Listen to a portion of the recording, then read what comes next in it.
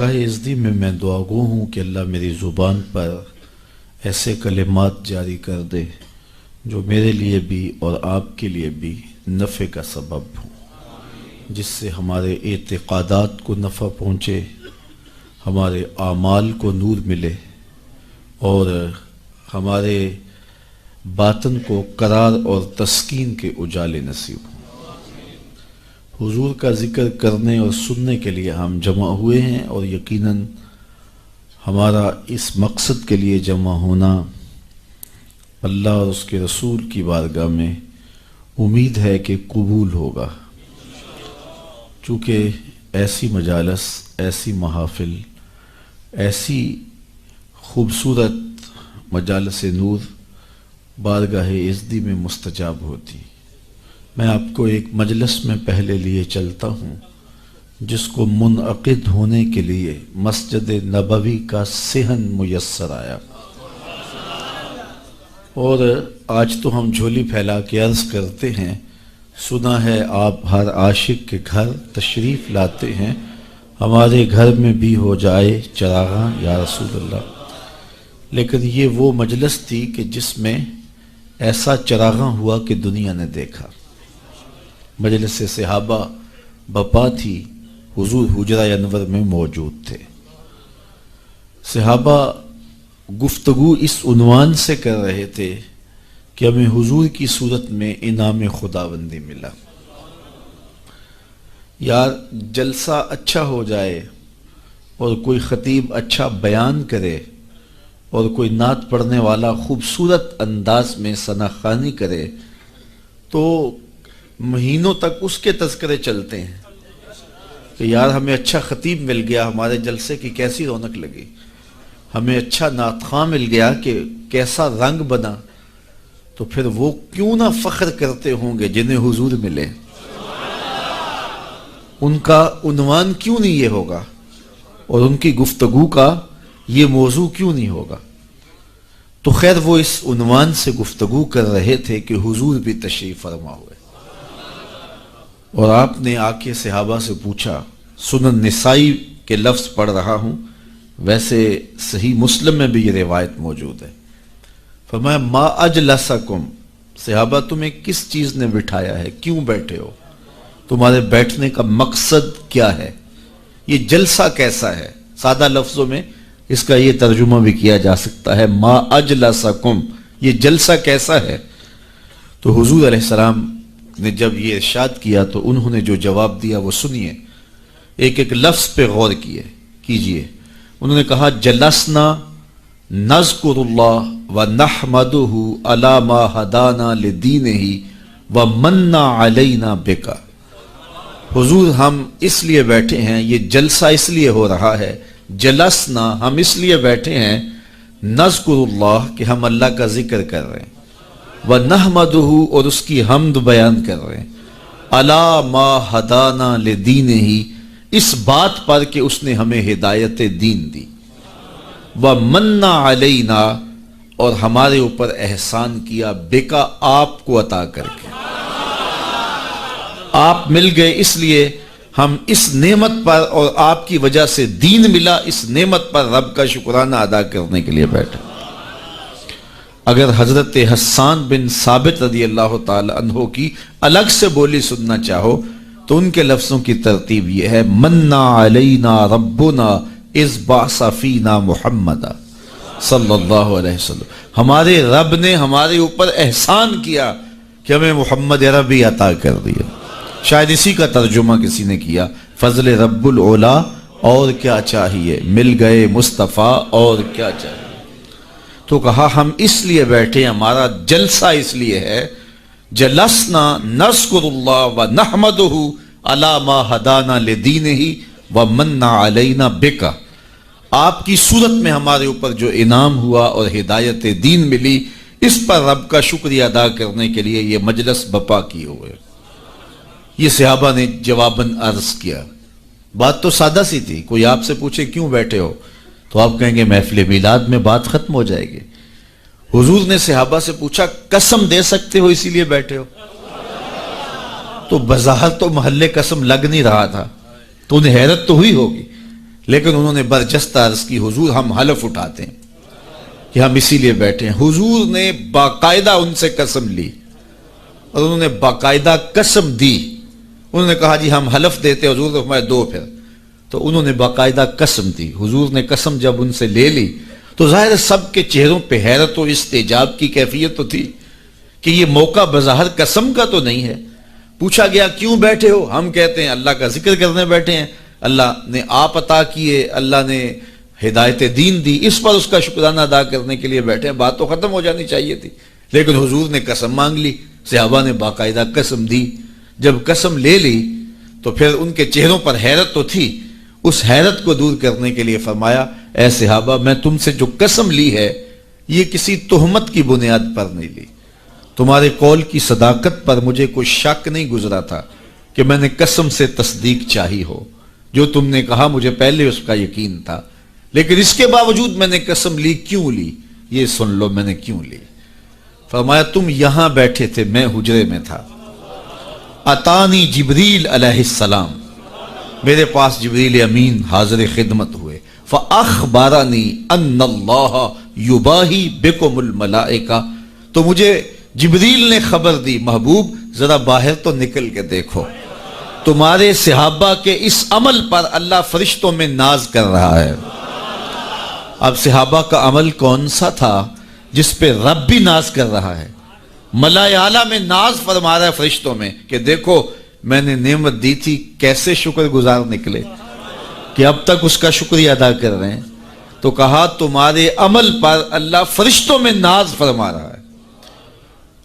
تو اللہ کی رحمتوں سے کوئی بعید نہیں کہ آج کی مجلس بھی قبول کر لی جائے اور اللہ فرشتوں سے فرمائے دیکھو صدیاں بیت گئیں اور یہ آج بھی بیٹھ کے اس نعمت کا شکریہ ادا کر رہے ہیں, اور ہو سکتا ہے یہ میری اور آپ کی بخشش کی ضمانت قرار پائے. اس لیے آپ یہاں آئے ہیں, بیٹھے ہیں, درود و سلام کے ماحول میں بیٹھے ہیں.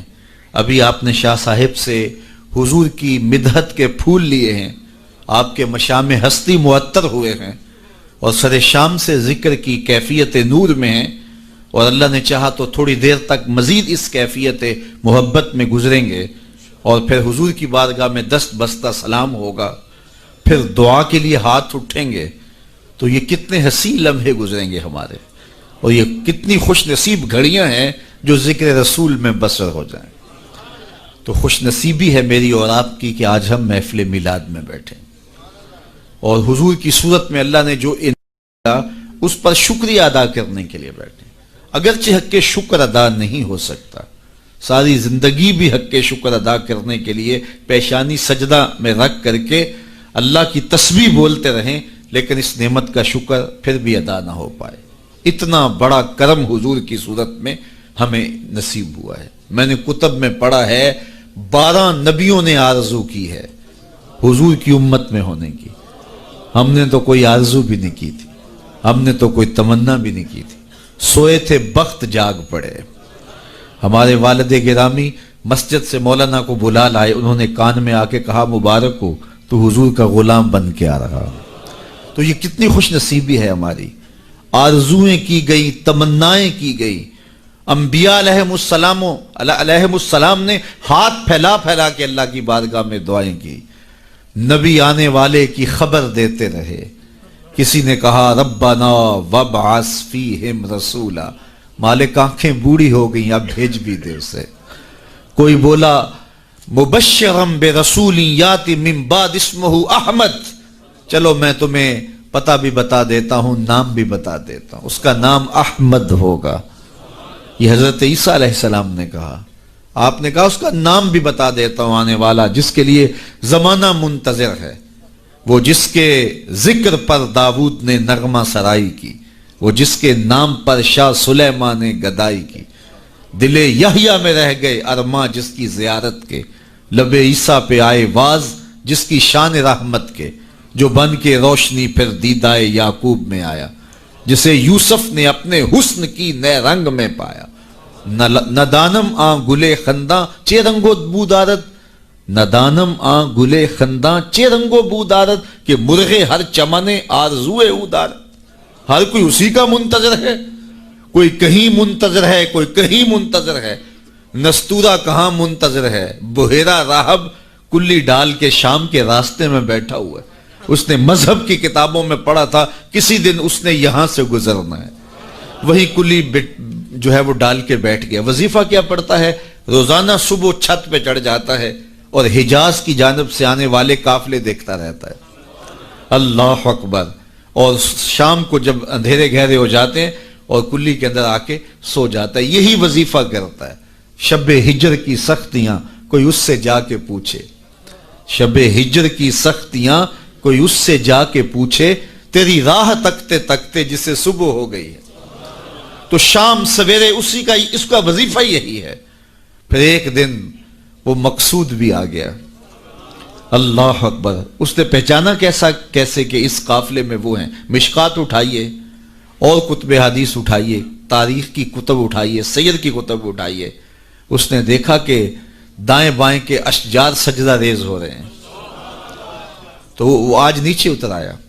تو اس کے جو ماننے والے تھے ان کو بڑی حیرت ہوئی، یہ تو شام سے پہلے نیچے نہیں اترتے، آج وظیفہ جلدی پورا کیسے ہو گیا؟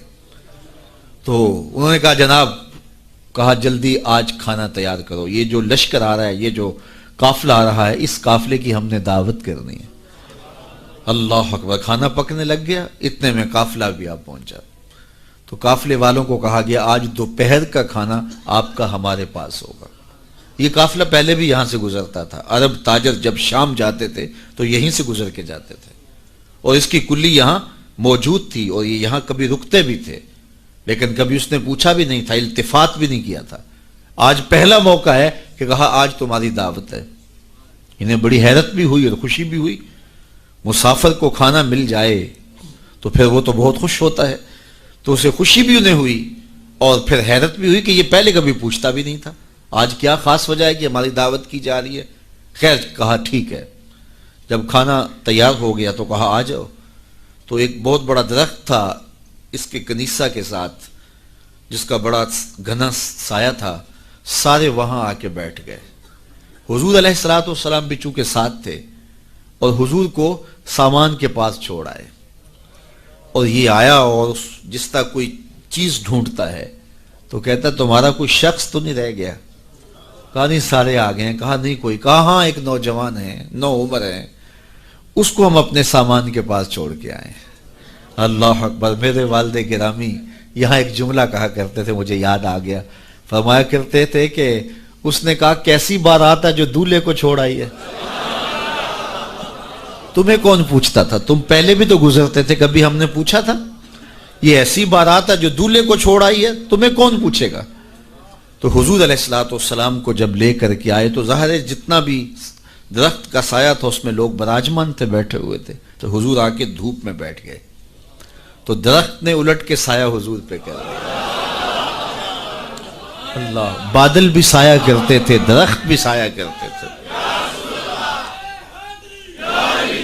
تو پھر اس نے حضور کا ہاتھ پکڑ کے کہا ھذا سید العالمین، ھذا سید المرسلین۔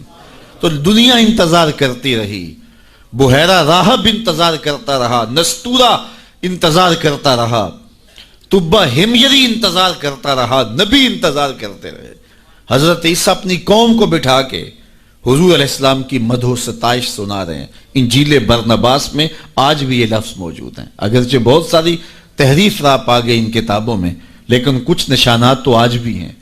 تو وہاں لکھا ہے کہ حضرت عیسیٰ نے جب کہا کہ لوگوں میرے بعد اب وہی آئے گا، تو ایک حواری اٹھا، اس نے کہا کہ حضرت جس کے قصیدے آپ بھی پڑھ رہے ہیں، کیا وہ آپ سے بھی افضل ہوگا؟ ہر امتی کا خیال تو یہی ہوتا ہے نا کہ میرے نبی سے افضل کون ہو سکتا ہے، مرید بھی یہ سوچتا ہے کہ میرے پیر سے افضل کون، حقیقت ہو یا نہ ہو لیکن سوچنے کا انداز یہی ہے۔ ہر شاگرد سوچتا ہے میرے استاد سے بہتر کون ہے، ہر بیٹا سوچتا ہے میرے باپ سے بہتر کون ہے، ہر جو ہے وہ کارکن کہتا ہے میرے لیڈر سے بہتر کون ہے۔ یہ آج کل جو سیاسی کارکن ہیں اپنے لیڈروں کے بارے میں کتنے پر امید ہیں اور کتنی ان کی محبتیں ہیں، تو ظاہر ہے وہ لیڈر مانتے ہیں تو محبتیں ہیں۔ اور ہر امتی اپنے نبی کے بارے میں سوچتا ہے کہ میرے نبی سے بہتر کون ہو سکتا ہے۔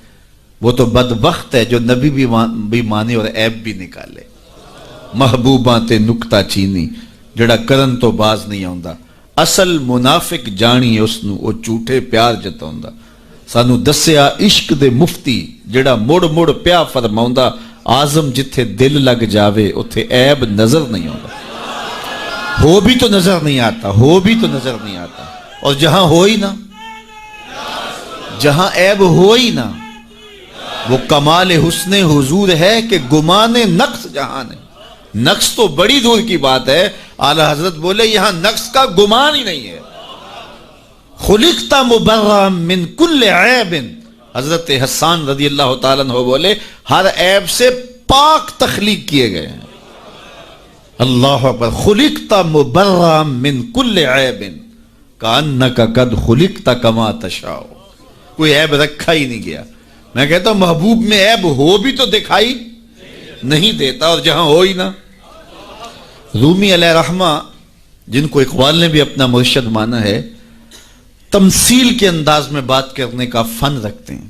بات کرتے ہیں ایک سادہ سی مثال سے اور بہت بڑی حقیقت سمجھا دیتے ہیں، اور اللہ نے ان کو یہ ملکہ دیا۔ تو رومی علیہ رحمہ نے اس حقیقت کو ایک بہت بڑی مثال، سادی سی مثال سے سمجھا دیا۔ کہتے ہیں کسی نے، بادشاہ وقت نے لیلا کو دربار میں بلایا، اور چونکہ بڑا شہرہ تھا، یہ جو مجنو جو تھا یہ شہزادہ تھا باقاعدہ، لیکن ہوش و حواس باختہ ہو گئے، بس محبت کا ایسا جنون چڑھا کہ اصلی نام بھی جاتا رہا۔ تیری محفل میں آ کے بدنام ہوئے، نگاہ زمانہ میں بے نام ہوئے، تو نے وعدہ کیا بچھڑیں گے نہ ہم، تیرے ہی ہاتھوں سے نیلام ہوئے۔ تشخص مٹ گیا، پہچان مٹ گیا، نام ہی مٹ گیا۔ کہتے ہیں حضرت امام حسن اور حضرت امیر معاویہ کا جب وہ خلافت کا معاملہ تھا، تو کسی نے اس سے پوچھا کہ ہاں بھئی تیری رائے کیا ہے، یہ اس دور میں ہوا ہے نا، تو کہا کہ ہاں تیری رائے کیا ہے؟ اس نے کہا دونوں ہی حقدار نہیں ہے، میری لیلا حقدار ہے۔ تو کہا آنتا مجنون، تو کہیں پاگل تو نہیں ہو گیا؟ تو اس سے اس کا نام مجنون پڑ گیا۔ تو مجنون نام پڑ گیا، نام تو کیس تھا اس کا، لیکن نام بھی مٹ گیا، تشخص بھی مٹ گیا، پہچان بھی مٹ گیا، شہزادہ ہو کے گلیوں میں رل گیا، نام بھی باقی نہ رہا۔ اللہ اکبر۔ تو خیر بڑی دہائی تھی، تو خلیفہ وقت نے دربار میں لیلا کو بلا لیا کہ تیرے حسن میں کون سا جادو ہے کہ تو نے ایک شہزادے کو حواس باختہ کر دیا، اس کو اپنی ہوش بھی نہیں رہی ہے، مجھے تو تیرے میں کوئی خوبی نظر نہیں آ رہی۔ گفت لیلا را خلیفہ کاں توئی، کس تو مجنو شد پریشان و غوی، از دیگر خوباں تو افزون ایستی، باقی عورتوں سے تو کوئی انوکھی تو ہے نہیں، تیرے سے زیادہ حسین تو میری لونڈیاں ہیں۔ گفت خامش چوں تو مجنو نیستی، لیلا نے کہا بادشاہ چپ کر جا، تو کوئی مجنو تو نہیں، میں تمہیں خوبصورت نظر آؤں، تو کوئی مجنو ہے؟ دیدائے مجنو اگر بودے تو را، از دو عالم بے خطر بودے تو را، تیری آنکھ مجنو والی ہوتی پھر تو مجھے دیکھتا، تو ہوش دارو لیک مجنو بے خودست، در طریق عشق بیداری بدست، تو ہوش والا ہے اور مجنو ہوش کو چھٹی دے کے آیا، اور اس کوچے میں جو ہوش کی پونجی لے کر آئے اسے سودا نہیں ملتا۔ اللہ اکبر، یہاں ہوش گوا کے آنا پڑتا ہے، اس لیے تجھے میں کیسے خوبصورت دکھائی دوں؟ تو رومی سے نتیجہ نکالتے ہیں اگر لیلا کو دیکھنا ہو تو مجنو کی آنکھ چاہیے، اور اگر مصطفیٰ کو دیکھنا ہو تو ابو بکر کی آنکھ چاہیے، پھر جلوے انہی کے نظر آئیں گے۔ اور اقبال نے تو 2 قدم آگے جو ہے وہ بات کر دی۔ اقبال کہتا ہے مانائے حرفم کنی تحقیق اگر، بنگری با دیدائے صدیق اگر، قوت قلب و جگر گردد نبی، از خدا محبوب تر گردد نبی۔ اللہ اکبر، اقبال نے کتنی کمال کی بات کر دی۔ کہا کہ اگر میں تحقیقی بات کروں، معنی حرفم، اللہ اکبر، میں اگر اپنے معنی حرف کی تحقیق اور جستجو کے دائرے میں آ کے بات کروں اور پھر صدیق اکبر کی آنکھ سے دیکھوں، تو میں جدھر دیکھوں جلوے محبوب کے دکھائی دیں۔ اور اگلی بات کر دی، اور اس کی مجھے تشریح کرنی پڑے گی اگر جو ہے وہ اس کا میں ترجمہ کروں، از خدا محبوب تر گردد نبی۔ اقبال کہتے ہیں کہ خدا سے بھی نبی محبوب لگنے لگ جاتے ہیں۔ تو اس کا کیا معنی ہے؟ تو اس پر بہت کچھ کہا جا سکتا ہے، لیکن سادہ اس کا مفہوم یہ ہے کہ خدا کی چوکھٹ تک رسائی نصیب ہوتی ہے تو پھر بھی شکریہ نبی کا ادا کرنا پڑتا کہ آپ نہ ہوتے تو یہ در بھی نہ ملتا، یہ دہلیز ملی تو آپ کی وجہ سے ملی نا۔ اسی لیے سجدہ کر کے، رکوع کر کے، قیام کر کے، سب کچھ کرنے کے بعد پھر ہاتھ باندھ کے کہا السلام علیکہ ایھا النبی، اے محبوب تمہارے اوپر سلام ہو جس نے مالک کی دہلیز دکھائی، جنہوں نے مالک کی چوکھٹ دکھلائی، ورنہ آج بھی اندھیروں میں بھٹک رہے ہوتے اگر آپ تشریف فرما نہ ہوتے۔ نہ خرد کی روشنی تھی، نہ نظر کی، نہ جنوں کی آگ ہی تھی، تیری رہبری سے پہلے یہ جہاں جہاں نہیں۔ تو زندگی کا حسن ملتا کیسے؟ ہمیں خدا تک آشنائی ملی ہے حضور کے صدقے سے۔ اللہ اکبر، فیض پہنچا اے رضا احمد پاک کا، اعلی حضرت بولے فیض پہنچا اے رضا احمد پاک کا، ورنہ ہم کیا جانتے خدا کون ہے۔ پہچان ہوتی، انسان کی نظر تو دیکھ کے مانتی ہے نا، دیکھ کے، چھو کے، پکڑ کے، سن کے، اور ایسی ذات کو مان لیا جو دیکھی بھی نہیں جا سکتی، جس کو سنا بھی نہیں گیا، جس کو چکھا بھی نہیں جا سکتا، جس کو چھوا بھی نہیں جا سکتا، اچھا جس کو سوچا بھی نہیں جا سکتا۔ تو دل میں تو آتا ہے سمجھ میں نہیں آتا، میں جان گیا بس تیری پہچان یہی۔ ایک ایسی ذات پر کہ جو فہم و ادراک کی حدود سے بھی بڑا ہو، عقل و خرد سے بھی بالا ہو، سمجھ سے بھی اونچی ہو، اور کوئی مثل بھی نہ دی جا سکے، مثال بھی نہ دی جا سکے۔ کوئی مثل ہو تو مثال دیں، لیسا کمثلہ ہی شیء، اس کی مثل تو کوئی چیز ہی نہیں ہے، تو کیسے مثال دیں؟ تو پھر سمجھیں کیسے؟ سمجھ سے بھی بڑا ہے، بلکہ علم کلام کے لوگوں نے کہا جو چیز سمجھ میں آ جائے اس کی بھی نفی کر دو وہ خدا نہیں ہو سکتا۔ سمجھ سے بھی بڑا ہے، پھر مان کیسے لیں؟ اللہ اکبر، انسان کی تو عادت ہے کہ وہ دیکھ کے مانتا ہے۔ قوم موسیٰ نے کہا نا لَن نُؤْمِنَ لَكَ حَتَّى نَرَى اللَّهَ جَهْرًا، ہم دیکھیں گے تو مانیں گے، دیکھیں گے تو نہیں مانیں گے۔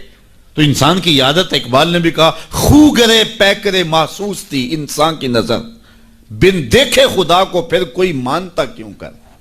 انسان کی نظر محسوسات کی عادی ہے، دیکھتا ہے تو پھر مانتا ہے۔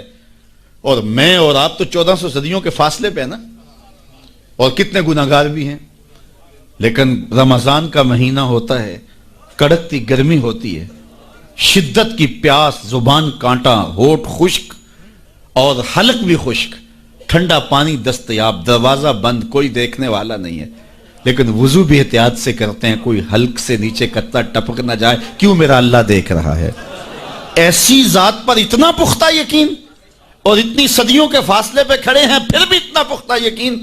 یہ پختہ یقین ملا کیسے؟ محمد عربی کی چوکھٹ سے ملا ہے۔ اگر وہ نہ ہوتے تو کیسے اس ذات کو ہم مان لیتے؟ ہم وہاں تک پہنچتے کیسے؟ اللہ کے محبوب علیہ السلام ایک دن مدینے سے گزر رہے تھے، تو ایک شخص جس کا نام تھا سوا، تو وہ گھوڑا لیے جا رہا تھا، حضور کو پسند آ گیا، اس سے کہا کہ یہ بیچتے ہو؟ اس نے کہا بیچتا ہوں۔ کتنے کا؟ اتنے کا۔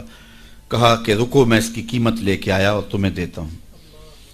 گھوڑا چونکہ پسند آ گیا تھا حضور کو، تو آقا قیمت لینے گئے تو کسی نے اس کو رکے ہوئے دیکھا تو پوچھا یہاں کیوں کھڑے ہو؟ اس نے کہا مسلمانوں کے نبی سے اس گھوڑے کا سودا ہو گیا ہے تو وہ قیمت لینے گئے ہیں۔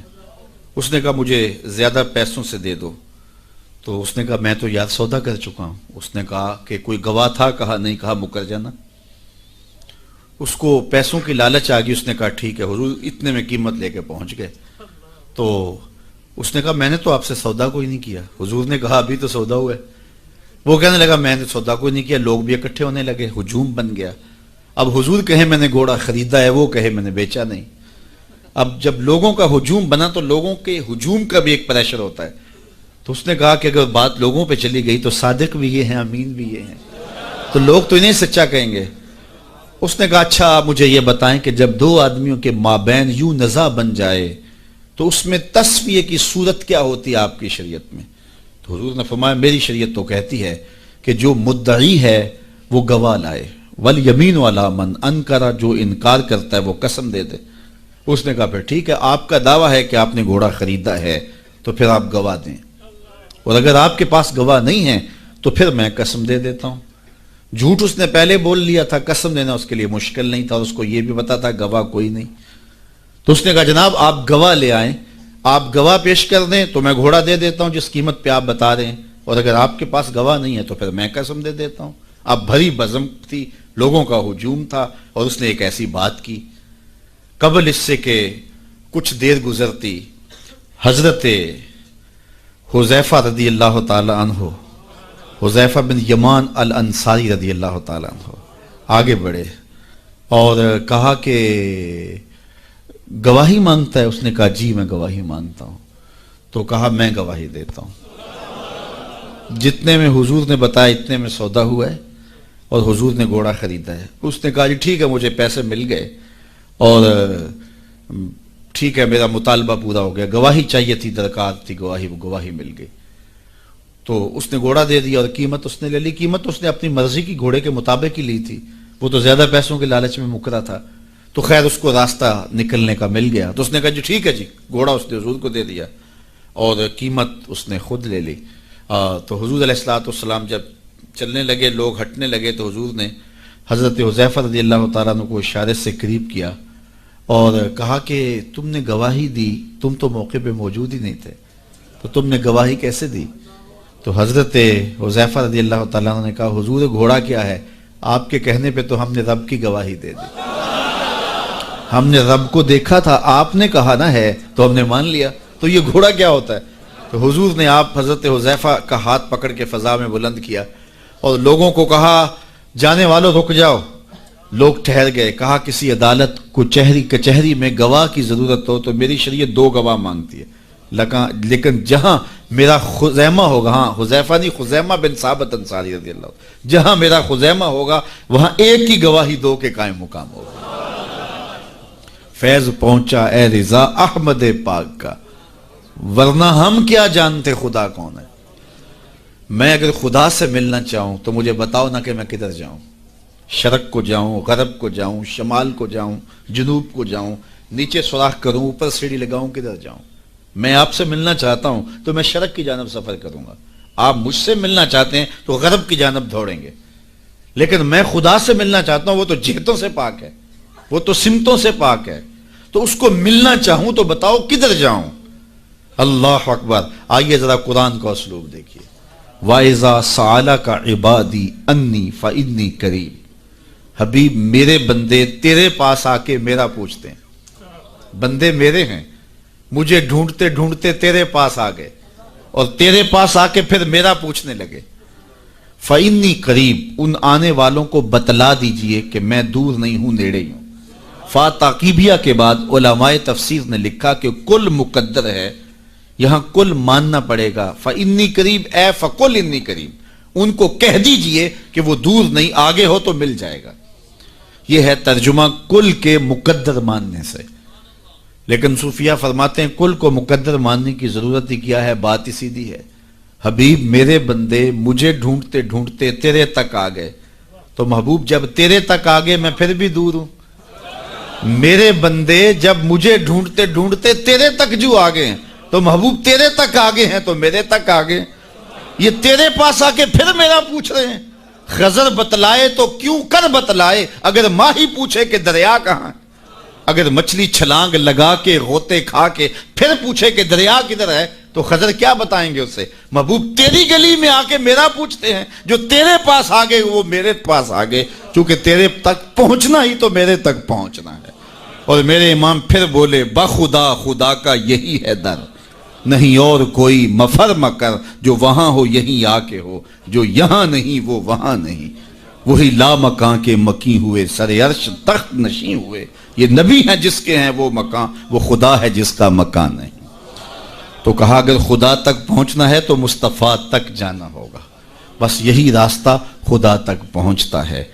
اللہ اکبر. تو حضرت عیسیٰ علیہ السلام نے فرمایا لوگوں میں جا رہا ہوں اور میرے بعد اب وہی آئے گا جس کا نام احمد ہوگا. تو ایک حواری اٹھ کے کھڑا ہو گیا اور کہنے لگا کہ حضرت جس کے قصیدے آپ بھی پڑھ رہے ہیں کیا وہ آپ سے بھی افضل ہوگا؟ تو سنو حضرت عیسیٰ نے کیا جواب دیا. آپ کے سینے میں ٹھنڈ پڑ جائے گی. ویسے تھوڑی سی تقریر میں اور کروں گا لیکن میں یہی بھی چھوڑ دوں تو آپ ناراض نہیں ہوں گے، اس لیے کہ بات اتنی ہے کہ پورا سال آپ پر نشہ طاری رہے گا. اللہ اکبر. کہا حضرت جس کے قصیدے آپ بھی پڑھ رہے ہیں کیا آپ سے بھی افضل ہوگا؟ تو سنو حضرت عیسیٰ نے کیا جواب دیا. انجیل برنباس میں آج بھی یہ لفظ موجود ہیں. تو حضرت عیسیٰ علیہ السلام نے کہا افضل ہونے کی بات کرتے ہو، وہ تو اتنی عظمتوں کا حامل ہے، اگر اس کے نالین کے تسمے کھولنے کی سعادت ابن مریم کو مل جائے تو یہ بھی مقدر کی بات ہے، یہ بھی بخت کی بات ہے کہ ان کے نالین کے تسمے کھولنے کی سعادت مل جائے۔ تو دنیا منتظر رہی، زمانہ انتظار کرتا رہا۔ تو لوگ کہاں کہاں منتظر رہے، ہم نے کوئی انتظار نہیں کیا۔ آنکھ کھلی تھی تو مسجد کے سپیکروں سے آواز آ رہی تھی مصطفیٰ جان رحمت پہ لاکھوں سلام۔ ہم اذان جب ہم نے آنکھ کھولی تو صدائیں مل رہی تھی کہ نبی جی اللہ اللہ اللہ ہو۔ تو ہم کتنے خوش نصیب ہیں، کتنے بخت والے ہیں کہ ہمیں آغوش مادر میں حضور کا نام مل گیا، کوئی انتظار ہی نہیں کرا۔ اقبال کتنے فخر سے کہا کرتے تھے نام تو از پدر آموختم، حضور آپ کا نام میں نے اپنے باپ سے سنا تھا، آپ کا نام میں نے اپنے باپ سے سنا تھا، آپ کے درود کی لوری اپنی ماں سے سنی تھی، اپنی بہن سے حضور کا پیار سنا۔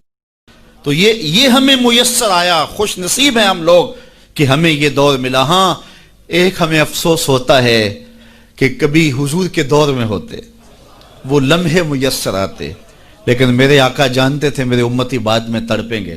حضور نے جو ہے وہ ہمیں آنے والوں کو تسلی دیتے ہوئے اتنی خوبصورت بات کی۔ ایک دن صحابہ بیٹھے تھے، فرمایا طوبی لمن رآنی وآمن بی وطوبی سبع مرات من لم یرانی وآمن بی۔ فرمایا صحابہ تمہیں مبارک ہو، تم نے مجھے دیکھا اور میرے اوپر ایمان لائے، اور فرمایا انہیں 7 مبارکیں ہوں جنہوں نے نہیں دیکھا ہوگا پھر بھی ایمان لائیں گے۔ نفس ایمان کی حضور نے 7 مبارکیں دی ہیں، طوبی لمن رآنی وآمن بی وطوبی سبع مرات من لم یرانی وآمن بی۔ تو کہا انہیں 7 مبارکیں ہوں جنہوں نے دیکھا بھی نہیں پھر بھی نام پہ تڑپ رہے ہوں گے۔ اللہ اکبر، نام سن کے جان مارنے کے لیے تیار ہوں گے۔ حضور کا نام آتا ہے آنکھوں میں آنسو آ جاتے ہیں، دل تڑپتا ہے، کیا کیفیات باطن ہوتی ہیں۔ تو یار یہ کوئی چھوٹی دولت ہے، حضور کا نام سن کے یہ کیفیت نصیب ہو جائے، یہ ان کے پیار کی علامت ہے۔ پیار ہوتا ہے تو آنکھوں میں آنسو آتے ہیں، اور جہاں آنسو ہوتے ہیں وہاں رحمتیں ہوتی ہیں۔ علامہ رومی فرماتے ہیں جہاں پانی چلتا ہے وہاں سبزہ اگتا ہے، اور جہاں آنسو بہتے ہیں وہاں رحمت اترتی ہے۔ تو یہ ان کے پیار کے آنسو ہے، یہ ان کی محبت کے آنسو ہے۔ بلکہ امام غزالی نے غالباً لکھا ہے کہ حضور کے پیار میں، اللہ کی خشیت میں جو آنسو آئیں تو ان کو صاف نہ کرو بلکہ ان کو رخساروں پہ مل لیا کرو۔ یہ تو خوش نصیب آنسو ہیں جو حضور کی یاد میں بہے ہیں، جو حضور علیہ السلام کے ذکر میں بہے ہیں۔ تو یہ میری اور آپ کی خوش بختی، اور اگر وہ نہ آتے تو ہم آج بھی اندھیروں میں ہوتے، ظلمتوں میں ٹھوکریں کھا رہے ہوتے اگر حضور تشریف نہ لاتے۔ خدا شناسی تو بڑی دور کی بات ہے، ہم خود شناس بھی نہ ہوتے اگر حضور نہ آتے۔ ہمیں اپنے آپ سے آگہی نہ ملتی، اپنی ذات سے شناسائی نہ ملتی اگر حضور نہ آتے۔ ورنہ دیکھیے کہ آج کتنے لوگ عقل و بینش، فہم و ادراک میں کتنے آگے ہیں، لیکن کیا انہیں حضور کا در نہیں ملا تو کیا وہ آج آشنائی رب سے اور آشنائی ذات سے مالا مال ہیں؟ کتنے لوگ ہیں پی ایچ ڈی ڈاکٹر ہیں لیکن بتوں کے آگے ہاتھ جوڑے اپنی حاجتیں ان کے سامنے پیش کر رہے ہیں۔ ان کی عقل و فہم، ان کی عقل و بینش، ان کی ڈگریاں انہیں نہیں بتا رہی کہ اپنے بدن پہ بیٹھی مکھی بھی نہ اڑا سکیں، میری ضروریات کے کفیل کیسے ہو سکتے ہیں، لیکن آگے کھڑے ہوئے ہیں۔ اللہ اکبر۔ لیکن دوسری جانب میں ایک مثال دیا کرتا ہوں، میں ایک بچپن میں ایک چیز دیکھی کہ ہماری مسجد میں ایک بچہ اپنے پینچے کو مل مل کے دھو رہا تھا، تو میں نے دودھ سے جھڑکنے کے لہجے میں اسے کہا کہ تم نے اتنا زیادہ پانی کھولا ہوا ہے، تو وہ کہنے لگا جی میں گلی سے گزر رہا تھا تو کسی جانور کے پیشاب کا چینٹا پڑ گیا اور میں سکول جا رہا ہوں، اور وہ کوئی درس نظامی کا فارغ تحصیل نہیں تھا کہ اس نے نجاست غلیظہ و خفیفہ کے احکام پڑھے ہوں۔ تو اس سے میں سوچنے لگا کہ اس ڈاکٹر کو تو سمجھ نہیں آئی جو گائے کا پیشاب تبرک سمجھ کے پی رہا ہے، اور اس 8 سال کے پرائمری کلاس کے بچے کو سمجھ آ گئی، اور یہ پانچے کے اوپر پڑے ہوئے پیشاب کے غیر مری چھینٹے کو بھی گوارا نہیں کر رہا۔ تو میں نے کہا اس کی طبیعت میں یہ تقدس کہاں سے آ گیا؟ تو اندر سے آواز آئی وہ ہے ڈاکٹر لیکن اس کے ہاتھ میں دامن میرے حضور کا نہیں، اور یہ ہے بچہ لیکن ماں نے گٹی میں پیار حضور کا دیا ہے، اس لیے تقدس اس کی روح تک اتر گیا ہے، اس کے باطن میں اتر گیا ہے۔ تو یہ ان کے صدقے سے ہمیں زندگی کا نور نصیب ہوا ہے، ورنہ آج بھی ہم اندھیرے اور ظلمت میں ہوتے، اور آج بھی ہم کسی بت کے آگے ہاتھ جوڑے کھڑے ہوتے اگر ان کا در نہ ملتا، ان کی چوکھٹ نہ ملتی اور ان کی دہلیز میسر نہ آتی۔ نہ خرد کی روشنی تھی، نہ جنوں کی آگ ہی تھی، تیری رہبری سے پہلے یہ جہاں جہاں نہیں تھا۔ اور آج زندگی کا سارا نور اور باطن کے سارے اجالے اور شعور و عقل اور فہم و ادراک کی ساری دولتیں جو ہمیں میسر ہیں، یہ حضور علیہ السلام کی ولادت کے صدقے سے ہمیں میسر آئی ہیں، ورنہ وحشیوں سے بدتر معاشرہ تھا اور بدترین معاشرہ تھا جس میں زندگی انسانیت کاٹ رہی تھی۔ بلکہ میں کہوں گا کہ صرف حضور علیہ السلام کی آمد کے فوائد مرتب صرف مسلمانوں پہ نہیں ہوئے، مومنوں پر احسان تو ہے ہی ہے کہ ان کی دنیا بھی اور آخرت بھی سنور گئی، باقی بھی پوری کائنات کے اوپر بسنے والے انسانوں کو جہاں کہیں بھی آپ کو شعور اور روشنی اور اجالا نظر آئے گا، وہ سارا صدقہ ہے آمنہ کے جگمگاتے چاند کا۔ جہاں بھی روشنی نظر آئے گی آپ کو، جہاں بھی کسی نے کچھ سیکھا ہے۔ آج ہم اگرچہ کچھ معاملات میں کچھ قوموں سے پیچھے رہ گئے اور وہ بہت آگے جا چکے ہیں، لیکن انہوں نے یہ نور اٹھایا کہاں سے ہے، یہ روشنی لی کہاں سے ہے؟ اگر معاشرتوں کی روشنیاں ہیں، اگر عدل و انصاف کے نور پھیلے ہیں معاشرے میں اور مختلف قوموں کے اندر، تو وہ سارے کے سارے اسی دہلیز سے لیے گئے ہیں اور اسی چوکھٹ سے اٹھائے گئے ہیں۔ تو ہمیں بھی اسی دہلیز پہ آ جانا چاہیے اور اپنی زندگی کو حضور علیہ السلام کے طریقہ کے نور کے مطابق ڈھال لینا چاہیے۔ ہمیں تو کسی اور در پہ جانے کی ضرورت نہیں ہے، ہمیں تو کسی دہلیز پہ ماتھا ٹیکنے کی ضرورت نہیں ہے، ہمیں تو مکمل اسوہ اور مکمل نمونہ زندگی دیا گیا حضور کی ذات کی صورت کے اندر۔ اس لیے ہم اپنی گھریلو زندگی سے لے کر کے اپنے سیاسی امور تک اسی دہلیز سے لے کر کے اپنی زندگی کو جنت بنا سکتے ہیں اور اپنی آخرت بھی بہتر کر سکتے ہیں۔ دوسرے لوگوں نے حضور علیہ السلام کے اصول و ضوابط، حضور کے دیے ہوئے جو ہے وہ نظام زندگی سے روشنی لے کر کے اپنی دنیاوی زندگی کو تو جنت بنا لیا، لیکن حضور علیہ السلام سے باطنی تعلق قائم نہ کر سکے اور اپنی آخرت جو ہے وہ روشن نہ کر سکے۔ اور ہمارا تو حضور سے باطن کا ربط ہے، حضور سے دل کا تعلق ہے، اس لیے ہم اپنی آخرت بھی سنوار سکتے ہیں اور ہم اپنی دنیا بھی سنوار سکتے ہیں، شرط یہ ہے کہ ہم حضور کے ہو جائیں۔ پھر ہمیں عزت بھی ملے گی، ہمیں سرخروئی بھی ملے گی، تخت و تاج بھی ہمارے رب کا وعدہ ہے، وَأَنْتُمُ الْأَعْلَوْنَ إِن كُنتُم مُؤْمِنِينَ۔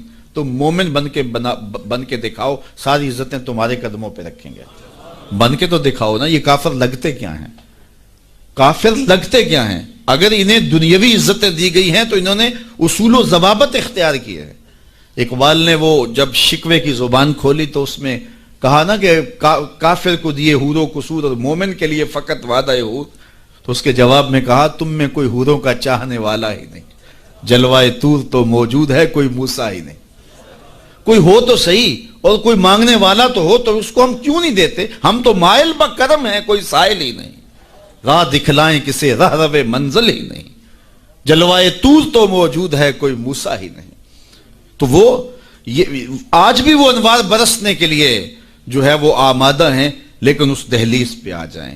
ہم نے اپنے آقا و مولا کے ساتھ اپنا باطنی تعلق تو قائم کیا ہے، لیکن ہماری زندگی کی ترجیحات کچھ اور ہو گئیں، اور جس کے نتیجے کے اندر آج ہم دنیا سے جو ہے وہ کٹ گئے اور آج رسوائیوں اور ذلتوں میں اپنی زندگی بسر کر رہے ہیں۔ اقبال علیہ رحمہ نے جب شکوے کا لہجہ اختیار کیا تو فتویٰ بھی متوجہ ہوا اور بہت سخت لہجہ تھا، لیکن جواب آتے ہی سارا نشہ اتر جاتا ہے۔ جب وہ شکوہ کرتے ہیں تو اس میں کرتے ہیں کہ تیرے کعبے کو جبینوں سے بسایا ہم نے، نوع انسانی کو غلامی سے چھڑایا ہم نے، صفائے دہر سے باطل کو مٹایا ہم نے، تیرے قرآن کو سینوں سے لگایا ہم نے، پھر بھی ہم سے گلہ ہے کہ وفادار نہیں، ہم وفادار نہیں تو بھی تو دلدار نہیں۔ تو بڑا تلخ لہجہ ہے، لیکن اب اس کا جب جواب آتا ہے تو سارا نشہ اترتا ہے۔ لفظ وہی ہیں، صرف صیغہ بدلتا ہے، لفظ وہی رہتے ہیں، صرف صیغہ تبدیل ہو جاتا ہے۔ اب جواب کیا آ رہا ہے؟ پہلے تو یہ تھا کہ صفائے دہر سے باطل کو مٹایا ہم نے، نوع انسانی کو غلامی سے چھڑایا ہم نے۔ اب ادھر سے آواز آ رہی ہے، صفائے دہر سے باطل کو مٹایا کس نے، نوع انسانی کو غلامی سے چھڑایا کس نے؟ میرے کعبے کو جبینوں سے بسایا کس نے؟ میرے قرآن کو سینوں سے لگایا کس نے؟ تھے تو آبا وہ تمہارے ہی، مگر تم کیا ہو؟ ہاتھ پہ ہاتھ دھرے منتظر فردا ہو، ہر کوئی مستے مئے ذوق تن آسانی ہے، تم مسلمان ہو یہ انداز مسلمانی ہے، حیدری فقر ہے نئے دولت عثمانی ہے، تم کو اسلاف سے کیا نسبت روحانی ہے، وہ معزز تھے زمانے میں مسلمان ہو کر، تم خار ہوئے تارک قرآن ہو کر۔ ہماری پستی، ہماری ذلت، ہماری رسوائی اس نظام زندگی کو چھوڑ دینے سے ہے۔ ہم اپنے آپ پہ غور کریں، اپنی زندگی پہ غور کریں، ہم کہاں کھڑے ہوئے ہیں۔ یہ بات تو ہمیں کہی گئی تھی نا کہ جو الطہور نصف الایمان، صفائی آدھا ایمان ہے، لیکن یہ ان لوگوں نے اپنا لیا کہ جن کے مذہب میں نہانا اور غسل کرنا روا نہیں تھا۔ آپ جو ہے وہ فرانس کی خوشبوئیں پوری دنیا کے اوپر مشہور جانتے ہیں، کبھی اس کا پس منظر بھی جو ہے وہ معلوم کیا کہ کیا ہے؟ کیونکہ یہ غسل نہیں کرتے تھے اور بدن سے اتنی بدبوئیں اٹھتی تھی کہ ان پر جو ہے خوشبو اس پر غالب کرنے کے لیے طرح طرح کی خوشبوئیں یہاں آئیں، تاکہ جو ہے وہ بدبو سے لوگ ناک پہ جو لوگ ملنے آتے وہ ناک پہ ہاتھ رکھ لیتے۔ ان کے بادشاہوں کے جسموں سے بدبو آیا کرتی تھی، ان کے ہاں نہانا نہیں تھا۔ یہ تو مسلمانوں نے آ کے سکھایا، اور جب اندلس انہوں نے فتح کیا تو اس وقت جو وہاں واشروم انہوں نے بنائے تھے مسلمان، سب سے پہلے انہوں نے غالب آ کے ان کو توڑا اور پھر اسی روش میں چلے گئے۔ پھر آہستہ آہستہ انہوں نے سوچا کہ یار دیکھو تو صحیح، اور آج صفائی پسند وہ ہو گئے، آج گلیاں ان کی صاف ہیں، آج بازار ان کے صاف ہیں، آج ملک انہوں نے ایسے بنا کے رکھے ہیں جیسے ایک سگڑ بی بی اپنا گھر سنوار کے رکھتی ہے، اور ہمارے گلی کے اندر ہم کچرا پھینک کے گھر چلے جاتے ہیں۔ میں بعض قد گزرتا ہوں، چونکہ تنگ گلیوں میں بھی جاتا ہوں، بازاروں میں بھی جاتا ہوں، پیدل بھی جاتا ہوں اور سواریوں پہ بھی جاتا ہوں، آپ بھی یہ منظر دیکھتے ہیں کہ 6 فٹ کی گلی ہوتی ہے تو دونوں جانب نالیاں ہو رہی ہوتی ہیں، تو درمیان میں صرف 3 فٹ جگہ ہوتی ہے۔ میاں ایک سائڈ نالی بنا لو، چلو گلی کشادہ ہو جائے، لیکن ادھر والے نہیں مانتے کہ ہماری جانب نالی ہو، وہ کہتے ہیں ادھر نہیں مانتے، چلو فیصلہ کیا کہ دونوں جانب نالیاں ہوں۔ جب قوم کا مزاج یہ ہوگا تو کیا قوم ترقی کرے گی جو اتنی قربانی بھی نہیں دے سکتی؟ تو اب گندگی کے ڈھیر جگہ جگہ پڑے ہوئے ہیں۔ حکومت کو چھوڑیں آپ، حکومت کی ترجیحات، حکومت کی دلچسپیاں، ان کے معاملے، وہ تو جو کرتے ہیں، جو فریضہ ہمارا تھا ہم نے وہ نبھایا، ہم نے اس فریضے کو پورا کیا۔ تو ہم اپنے رویوں پہ غور کریں، ہمارے آقا نے ہمیں کتنا ستھرا دین دیا تھا، کتنا پیارا دین دیا تھا۔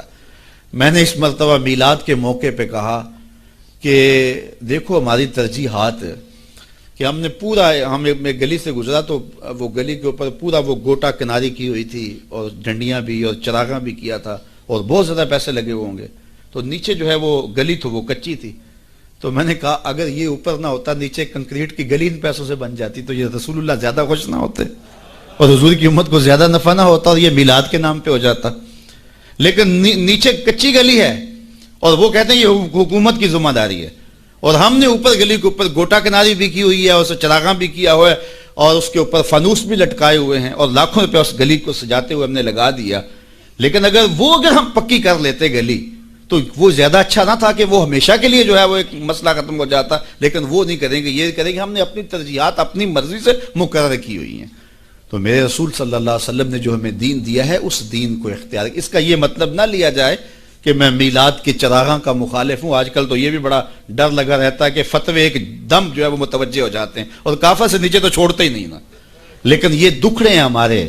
میں کہتا ہوں گلیاں سجاتے ہو دل ویران نہ رہے، میں کہتا ہوں چراغاں کرتے ہو مکانوں کی چھتوں پہ کرو، میں اس کا انکار نہیں کرتا، لیکن دل کی گلیوں میں اندھیرا نہ رہے۔ اور تم جھنڈیاں لگاتے ہو حضور کے نام کی، ایک ایک پرت پہ، دل کے ایک ایک پرت پہ نام محمد کی جھنڈی بھی لگاؤ۔ اور میں نے الحمدللہ جگہ جگہ میلاد کے موسم میں اس مرتبہ توجہ دلائی کہ آپ اس طرح کریں کہ اپنے محلے کے اندر فہرست بنائیں، اپنی گلی کے اندر فہرست بنائیں۔ اللہ تعالیٰ نے یہ نظام رکھا ہوا ہے۔ غربت کے زمانے کے اندر بھی ایسا ہوتا ہے کہ ایک گلی کے اندر 20 یا 25 گھر ہیں تو 1-2 گھر والوں کو اللہ تعالیٰ نے مال و دولت سے فرازہ جو ہے وہ مالا مال کیا ہوتا ہے، باقی جو ہے وہ پوری گلی کے لوگ غریب ہو سکتے ہیں، لیکن کوئی ایک آدھ آدمی اللہ تعالیٰ وہاں بھی رکھا ہوتا ہے۔ ایک پورا گاؤں ہے، دیہات ہے، اور بڑا غریب دیہات ہے، لیکن وہاں بھی کوئی 5 10 15 ذمہ دار ہوتے ہیں یا کچھ لوگ مالی طور پہ مستحکم ہوتے ہیں. یہ اللہ تعالیٰ نے نظام رکھا ہے. وہ جو 5 10 لوگ ایک بستی میں امیر ہیں، ایک گلی کے اندر 15 یا 20 گھر ہیں تو سارے غربا کے گھر ہیں، تو 2-3 گھر جو ہیں اللہ تعالیٰ نے ان کو نوازا ہوا ہے، تو وہ 2-3 گھر یا اس گاؤں کے اندر جو ہے وہ 10-12 لوگ وہ سوچیں کہ ہمیں سرخاب کے پر لگے ہیں کہ ہمیں دولت زیادہ دی گئی ہے. عقل و فہم کی وجہ سے بھی دولت زیادہ نہیں ہوتی. میاں صاحب فرماتے ہیں بے وقوفاں دے نوکر ویکھے دانش مند سیانے. ایسا بھی ہوتا ہے، یہ اللہ کی تقسیم ہے، وہ جس کو عطا کر دے. تو اب جس کو دولت زیادہ دی گئی ہے وہ سوچے کہ مجھے کیوں زیادہ دی گئی ہے. علماء نے کہا کہ جس کو کوئی زیادہ فراوانی دی گئی ہے اس کا جو ہے وہ مثال کے طور پہ وہ کہتے ہیں کہ جو گائے ہے اور بھینس ہے اس کا دودھ اس کے بچے کی ضرورت سے زیادہ ہوتا ہے تو باقیوں کے لیے بھی حلال قرار دیا گیا کہ وہ نفع پہنچائے. جس کو مال اس کی ضرورت سے زیادہ دیا گیا ہے تو وہ اس مال کے ذریعے اپنے کم از کم رشتہ داروں میں اور اپنے محلے میں اپنی گلی میں کم از کم دیکھے. اور میلاد کے موسم کے اندر وہ غور کرے کہ میری گلی میں 15 گھر ہیں، اس میں کوئی غریب ہے تو آج میلاد کے دن ایسا نہ ہو کہ آج بھی وہ غربت میں دن گزارے. اگر اس کو آپ 1 مہینے کا راشن دے دیتے ہیں اور ساتھ لکھ کے چٹ اس کے اندر ڈال دیتے ہیں میلاد مبارک، اور درود پڑھتا رہے گا اور حضور علیہ الصلوۃ والسلام کا صدقہ کھاتا رہے گا تو کتنا اچھا ہو. تو یہ وہ چیزیں ہیں جس کی طرف ہمیں توجہ کرنی چاہیے. اور میں سمجھتا ہوں کہ حضور علیہ السلام کی محبت سے معاشرے کے دکھ جو ہیں وہ سمیٹے جا سکتے ہیں. آقا کریم علیہ الصلوۃ والسلام نے محبت سے ہی معاشرت کو جو ہے وہ اپنے قریب کیا اور لوگ ایمان کی دولت سے مالا مال ہو گئے. وہ ایک بچہ آیا نا اپنی ماں کے لیے لباس لینے کے لیے، اور پہلے وہ گیا اپنے چچا کے پاس، اس کی ماں بیوہ تھی اور اس کا لباس پھٹ گیا تھا، اور وہ اپنے چچا کے پاس گیا تو اس نے دتکار دیا. اللہ اکبر. فذالک الذی یدعو الیتیم، یدعو الیتیم، یہ قرآن نے بتایا ہے کہ یہ وہ بد نصیب لوگ ہیں جو یتیموں کو دھکے دیا کرتے ہیں. تو وہ ماں نے اس کو روکا تھا بیٹا نہ جانا، تاریخ خیرب پڑھیں. ماں نے کہا تھا بیٹا نہ جانا، لیکن اس نے کہا کہ تیرے بدن کے اوپر جو لباس ہے وہ بھی پھٹ گیا اور جگہ جگہ سے جسم جھلک رہا ہے تو میں اپنے چچا سے آپ کے لیے لباس لے کے آتا ہوں. پھر جو رویہ اس نے اختیار کیا تو واپس روتا ہوا آ رہا تھا. تو کسی نے راستے نے پوچھا کہ کیا ماجرا ہوا؟ اس نے کہا چچا کے پاس گیا تھا ماں کے لیے لباس لینے، اس نے رلا کے بھیج دیا. اللہ اکبر.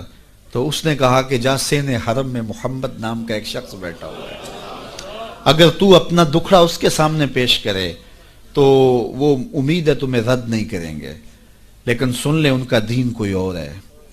اللہ اکبر. اپنے ماں کے پاس آیا تو ماں کو کہا کہ چچا نے رلا کے بھیج دیا لیکن آپ کی حالت مجھ سے دیکھی نہیں جا رہی. بچہ ابھی شعور کی منزلوں میں قدم رکھ رہا تھا، پہلے بہت چھوٹا تھا، اب اس کے اندر ایک جذبات تھے بچے کے اندر. تو ماں نے کہا کہ بیٹا نہیں ان کے پاس نہیں جانا، سنا ہے کہ وہ جو ان سے ملے دین دھرم چھین لیتے ہیں اس کا. اللہ اکبر. تو حضور علیہ الصلوۃ والسلام کے پاس جانے سے ماں روکنے لگی، لیکن بچے نے کہا کہ امی میں پکا رہوں گا، بتوں کا وفادار رہوں گا، تم اس ٹینشن کو، اس پریشانی کو چھوڑ دو.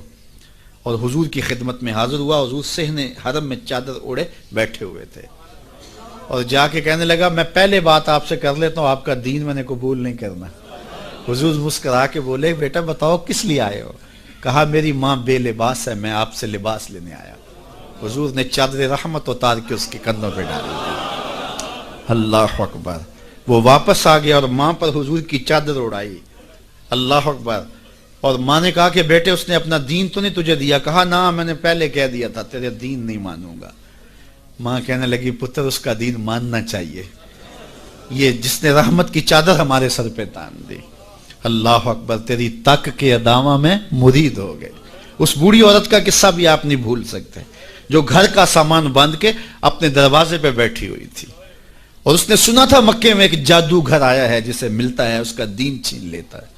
اس نے سوچا ساری زندگی لات منات حبل عزا ان کے ساتھ وفا کی ہے، یعوق اور نصر کے قصیدے پڑھے ہیں، تو اب آخری زندگی میں کیا میں ود اور سوا کو چھوڑ دوں گی، میں یعوس اور نصر کو چھوڑ دوں گی، میں لات اور منات کو چھوڑ دوں گی.